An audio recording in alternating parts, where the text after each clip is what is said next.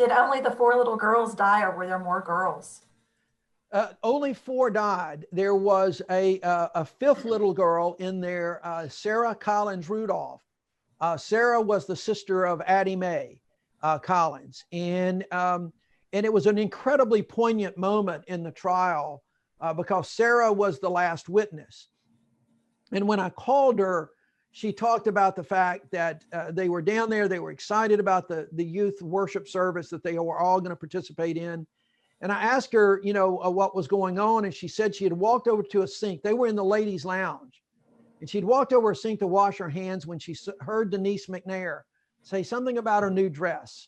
And I turned and I asked her, what did she do? And she said, well, I just turned around and I looked in the room and I saw my sister tying the sash of Denise McNair's new dress. And then I asked her, well, what happened? She said, well, then there was the explosion and she was buried underneath all the rubble. And I asked her what she did. And she said, I called out for my sister. I called out, Addie, Addie, Addie, her voice really rising. And I asked her if the last thing I said in the part of the case where we were presenting evidence, did you ever hear her respond? And she said, no, sir.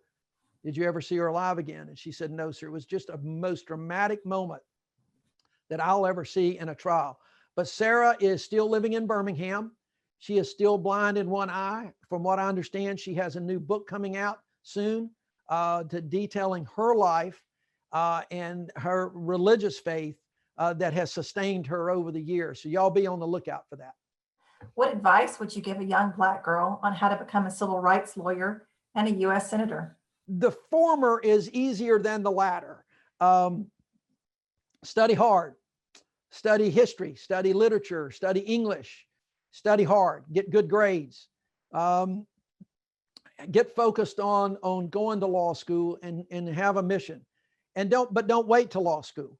Start getting involved in your community now. There are a lot of issues out there that you can be an advocate for without a law degree. Get involved in your school, in your community, with an eye toward law school down the road. The U.S. Senator part's a little bit more difficult. You active in community, active in politics, making sure you're at the right place at the right time. I worked for Senator Howell Heflin from Alabama right out of law school when I finished in 1979. So it took me a long time to make it, but it was well worth the wait. So things have to line up just right for you. The thing I would say about being a senator or any elected office is simply this: do it for the right reason. So many people go into politics these days as an ego trip. They want to be a senator. They want to be a governor. They want to have the prestige. They want to have the power. That's the wrong reason. Work in your community. Remember, every elected office is a service. It's a public service. And you got to have a servant's heart to do it and to do it effectively. So go into it with the right reason. And if it happens, great. But if it doesn't, you can still make a positive difference in whatever you want to do by getting engaged in the community.